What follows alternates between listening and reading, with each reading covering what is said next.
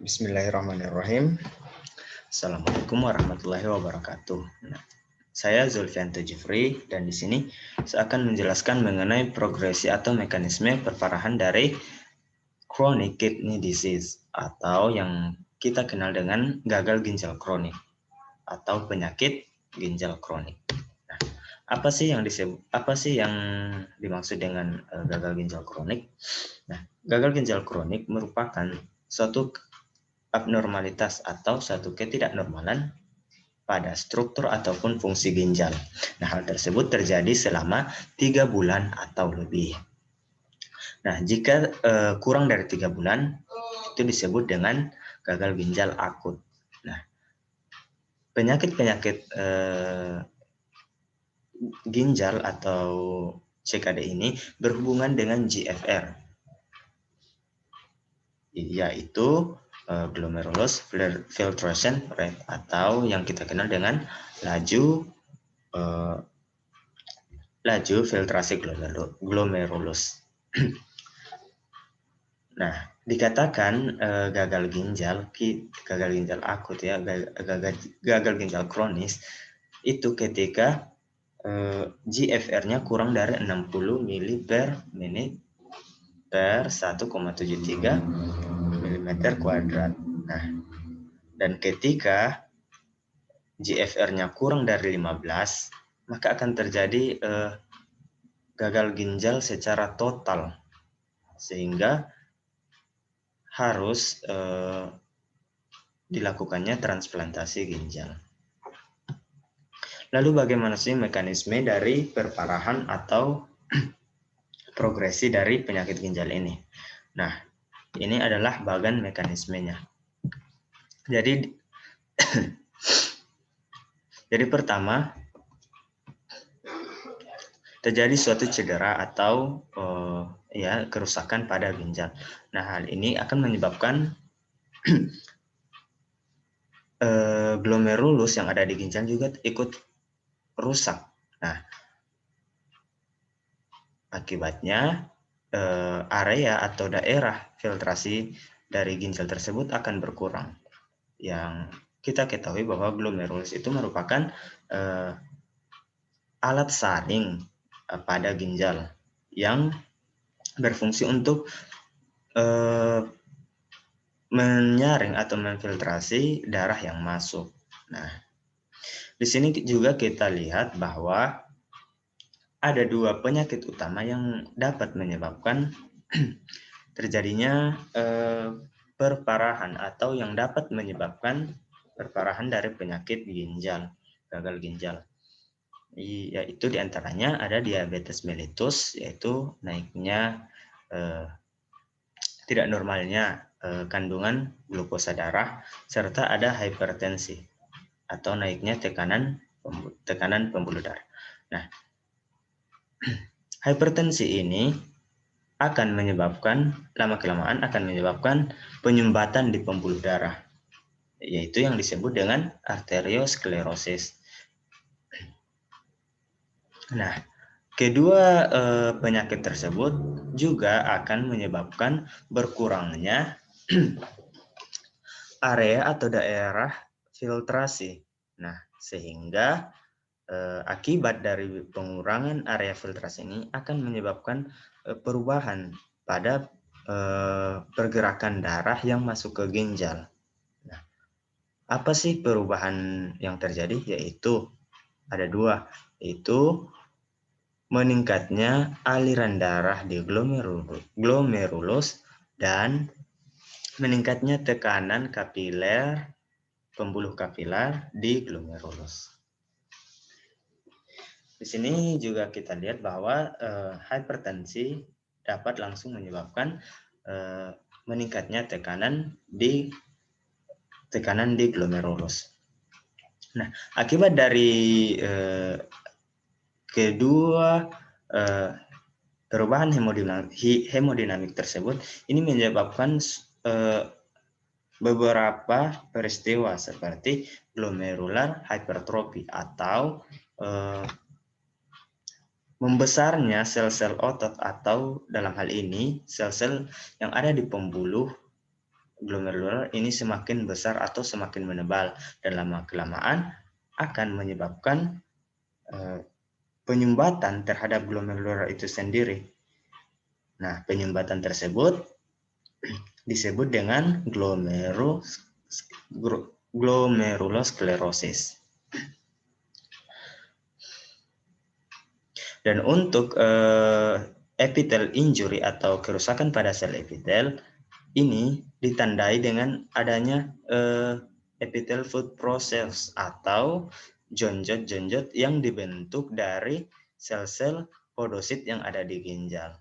Nah, ketika semakin banyak epitel foot process yang terbentuk, maka ini menandakan bahwa terjadi kerusakan yang parah pada epitel di glomerulus. Artinya,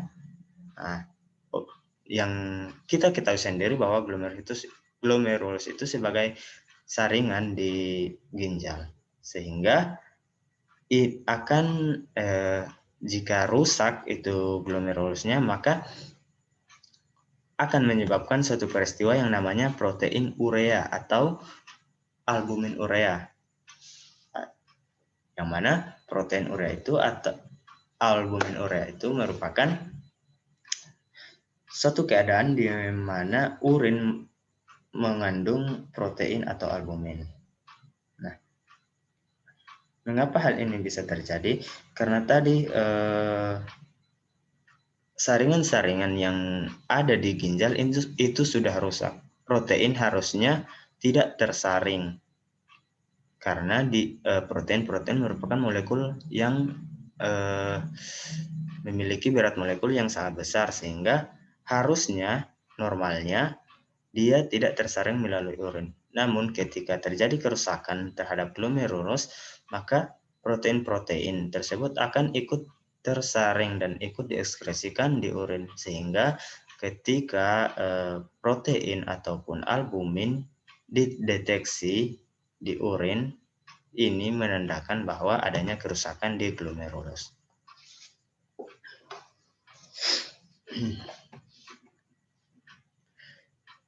Lalu selanjutnya kerusakan pada sel endotel. Nah, sel endotel ini merupakan bagian dari sel epitel, namun letaknya lebih dalam, atau jika sel epitel ini terletak di luar di permukaan organ, nah sel endotel ini dia terletak lebih dalam di pembuluh darah. Nah, kerusakan dari sel endotel ini juga akan menyebabkan protein urea. Serta kerusakan endotel ini akan menyebabkan terganggunya sistem atau terjadinya ketidakseimbangan sistem prokoagulan dan fibrinolitik. Nah, akibat dari ketidakseimbangan tersebut akan menyebabkan suatu trombus atau mikrotrombus yang menyumbat di kapiler glomerulus. Nah, akibat dari penyumbatan tersebut akan menyebabkan glomerulosclerosis. Nah, di sini juga bisa kita lihat bahwa kerusakan di sel epitel ini akan menyebabkan pembentukan jaringan ikat. Nah, ketika jaringan ikat semakin banyak dibentuk di glomerulus, ini akan menyebabkan penebalan di dinding-dinding glomerulus. Nah, ketika semakin tebal, maka akan terbentuk suatu penyumbat atau sumbatan di glomerulus itu sendiri, sehingga disebut dengan glomerulosclerosis. Lalu,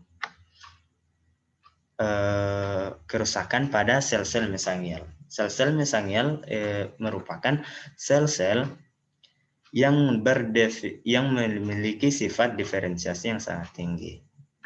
Nah, sel-sel mesangial ini terdapat di ginjal yang bertanggung jawab terhadap terbentuknya daerah mesangiom di ginjal. Sel-sel mesangial ini juga dia mengatur laju filtrasi glomerulus. Sehingga ketika terjadi kerusakan, ini akan terjadi mesangial ekspansi atau terjadinya perbanyakan sel-sel mesangial. Mengapa hal ini terjadi? Nah, ketika sel-sel mesangial rusak, maka akan terbentuk suatu TGF atau Transforming Growth Factor. Nah, TGF inilah yang membentuk sel-sel mesangial lebih banyak. Namun, pertambahan sel-sel mesangial ini akan memperbanyak matriks ekstraseluler yang dihasilkan oleh sel mesangial tersebut, sehingga dinding-dinding glomerulus akan semakin tebal dan semakin mengeras dan tidak elastis.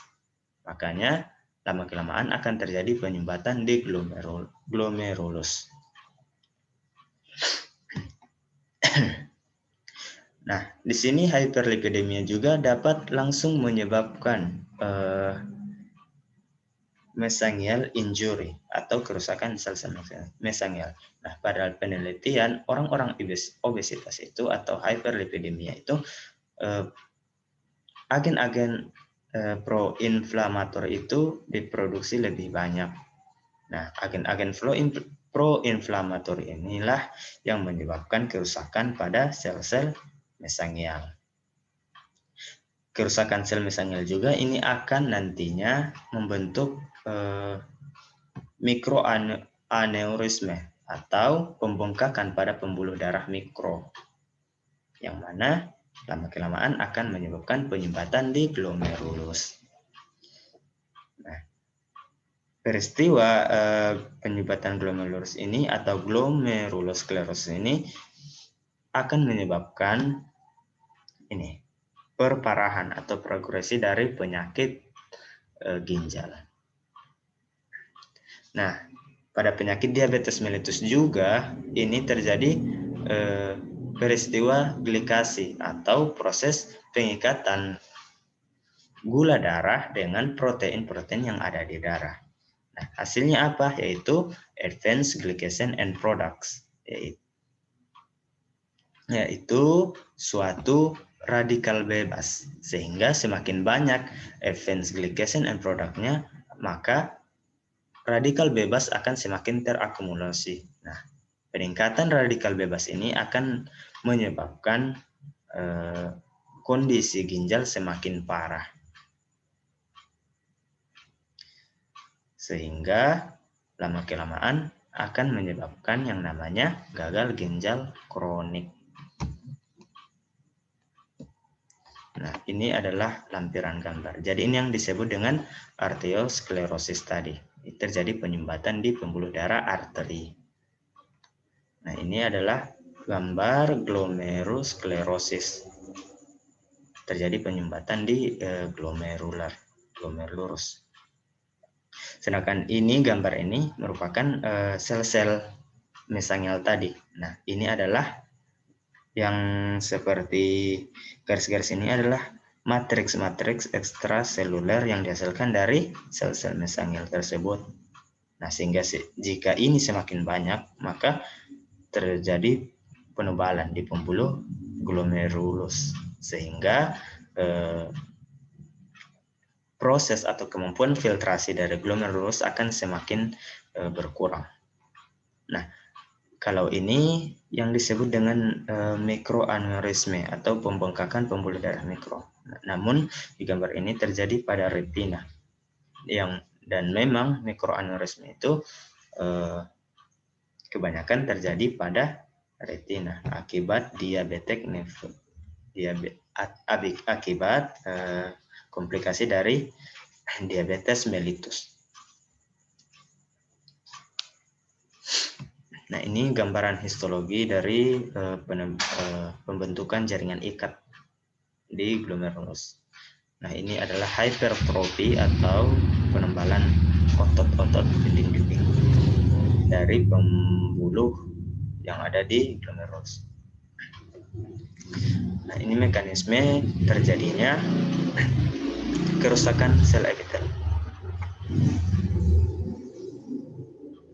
Sama, ini perbandingan sel endotel yang sehat dan ini sel endotel yang telah rusak. Nah, sebagai tambahan, di sini ada prognosis dari gagal ginjal kronik dengan membandingkan GFR dengan albumin urea. Nah, jadi ketika misalnya ada pasien GFR-nya itu 45 sampai 59, artinya masuk ke tahap atau stadium 3A. Nah, setelah dilakukan urinalisis, jumlah albuminnya itu mencapai lebih dari 300 mg per gram. Nah, maka kondisi pasien itu berada di kotak sini.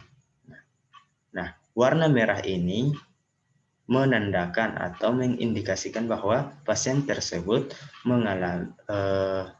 mengalami risiko yang sangat tinggi terjadinya gagal ginjal total. Jadi untuk yang kotak-kotak merah ini, risiko untuk terjadinya gagal ginjal ini sudah sangat tinggi. Sedangkan yang hijau ini masih rendah untuk risiko terjadinya gagal ginjal. Namun perlu diperhatikan lagi dan perlu dimonitor agar kondisi-kondisinya tidak jatuh ke kotak-kotak yang warna merah ini. Nah, baiklah, itulah sedikit penjelasan yang bisa saya sampaikan. Jika ada kekeliruan, mohon dikoreksi. Dan wassalamualaikum warahmatullahi wabarakatuh.